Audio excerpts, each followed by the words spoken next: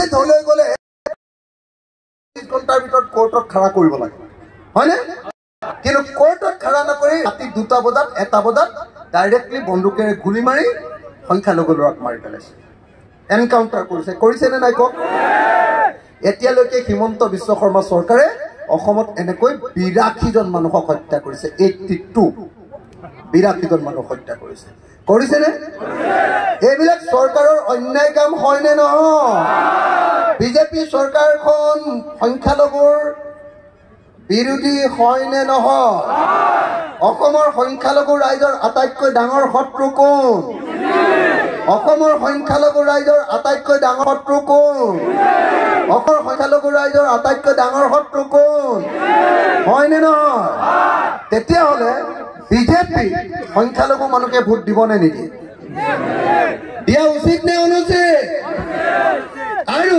বিজেপিৰ লগত একেলগতে থকা অসম গণ পৰিষদক সংখ্যালঘু মানুহে ভোট দিয়াটো উচিত নে অনুচিত মাতবোল নাই আপোনালোকে কওক যে সংখ্যালঘু মানুহে বিজেপিৰ লগত থকা বিজেপিৰ বন্ধু অসম গণ পৰিষদৰ হাতীৰ চিনত ভোট দিয়া উচিত নে অনুচিত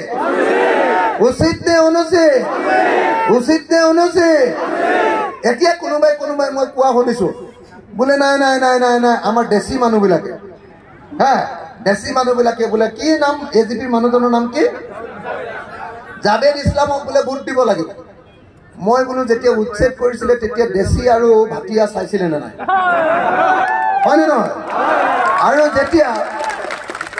আৰু যেতিয়া হিমন্ত বিশ্ব শৰ্মাই যেতিয়া বিধানসভাত কৈছিলে যে যেতিয়া মই ধুবুৰীলৈ যাওঁ যেতিয়া মই গোৱালপাৰালৈ যাওঁ যেতিয়া মই বৰপেটালৈ যাওঁ মোৰ এনেকুৱা লাগে যেন মই অসমত থকা নাই কোনে কৈছিলে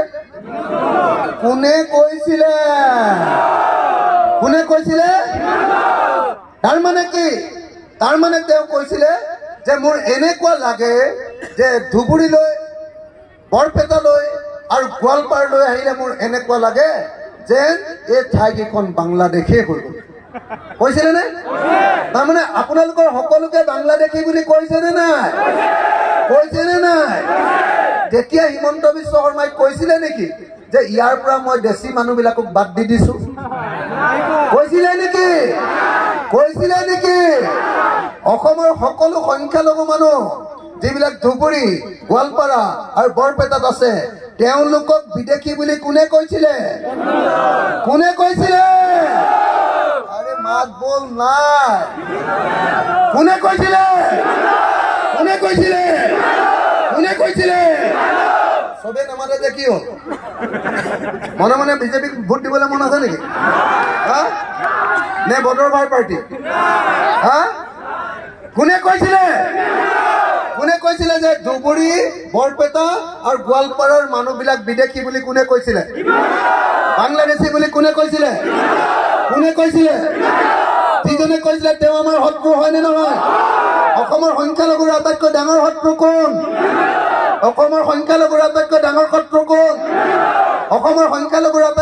শত্ৰু কোন যেতিয়া অসমৰ মুখ্যমন্ত্ৰীজনে কৈ দিলে যে ধুবুৰীৰ মানুহ বাংলাদেশী গোৱালপাৰাৰ মানুহ বাংলাদেশী বৰপেটাৰ মানুহ বাংলাদেশী তেতিয়া ধুবুৰী বৰপেটাৰ গোৱালপাৰাৰ মানুহ যদি অসমৰ বেলেগ ঠাইলৈ যায় তেতিয়াহ'লে তেওঁলোক শান্তিত থাকিবলৈ পাবনে নাপায় আজি ডিব্ৰুগড়লৈ গ'লে যে এজন মুছলমান মানুহক কাণত ধৰাই নে নাই আজি যোৰহাটলৈ গ'লে যে যিকোনো সময়তে মাৰপিট খাবলগীয়া হয় আজি গুৱাহাটীলৈ গ'লে যে শান্তিত থাকিবলৈ নাপায় আজি দিল্লীলৈ যাওঁতে যে মাৰ খাবলগীয়া হয় আজি বাংগালুৰুলৈ যাওঁতে যে মাৰ খাবলগীয়া হয় সংখ্যালঘুৱে তাৰ কাৰণে বিজেপি জগৰীয়া হয় নে নহয়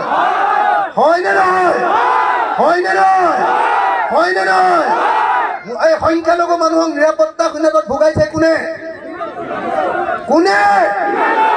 মুখৰ মাত ইমান সৰু কিয় এই মানুহবিলাকে নেমাতে কাৰণেতো মাৰটো খাই আছে ন হয়নে নহয় সংখ্যালঘু মানুহক আজি জীৱনৰ নিৰাপত্তাহীনতাত ভোগাইছে কোনে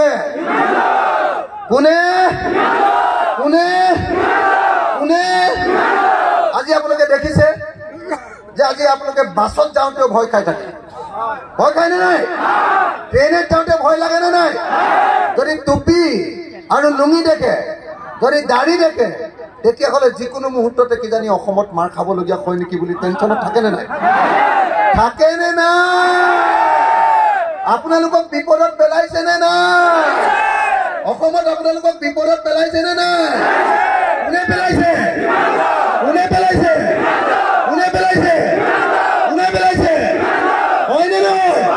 হয়নে নহয়? তাৰ লগত এজিপি আছে নে নাই? বিজেপিৰ লগত এজিপি আছে নে নাই? বিজেপিৰ লগত এজিপি আছে নে নাই? হাতীৰ লগত আছে নে নাই? পদুম ফুলৰ লগত হাতী আছে নে নাই? গতিকে আপোনালোকে হাতীক ভোট দিব নেকি? কোনোবাই দিব নেকি? কোনোবাই দিব নেকি? কোনোবাই দিব নেকি? দিব নেকি? মই ওপৰৰ মানুহক সুধিছো, হয়নে নহয় কথাটো? হয়নে নহয়? হয়নে নহয়? হয়নে নহয়?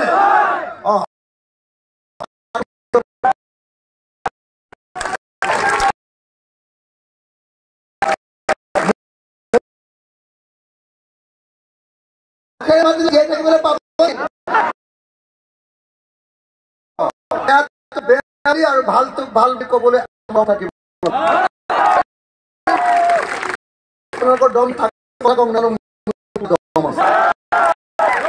মই হিমন্ত বিশ্ব শৰ্মাক কোনো মুহূৰ্তে যি কথা কৈ দিব। আজি কেইদিনমানৰ আগত হিমন্ত বিশ্ব শৰ্মাই ৰাতি ফোন কৰে।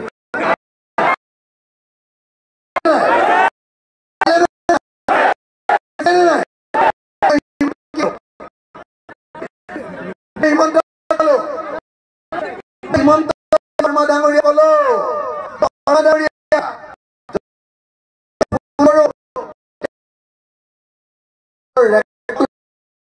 ৰাজহুৱা দিয়ক, মই এম এল এ হিচাপে পদত্যাগ দিম যদি আপুনি দিব।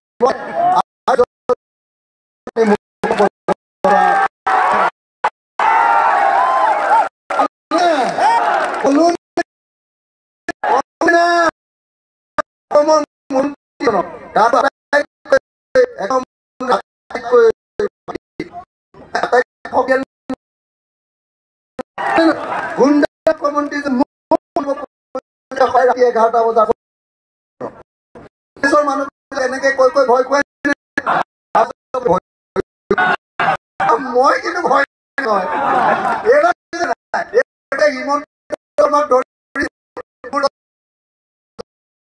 এজনৰ নাম আনজনৰ ভৰত। তো মই যেতিয়া ধৰি লওক তেওঁলোকে মোক চাপোৰ্ট দিলে,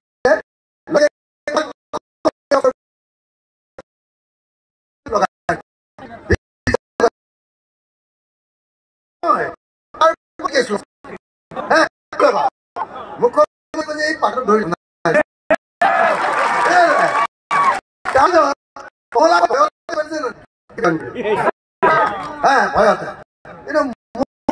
চাওঁ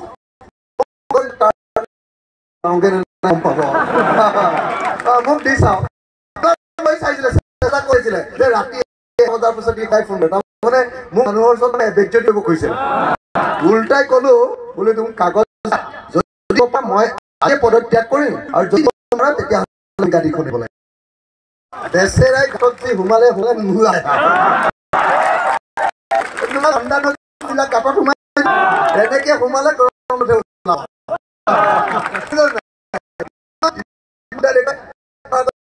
পাতি ধৰিলো পলাই বিচাৰাই। এইটো হ'ল হিমন্ত চাৰ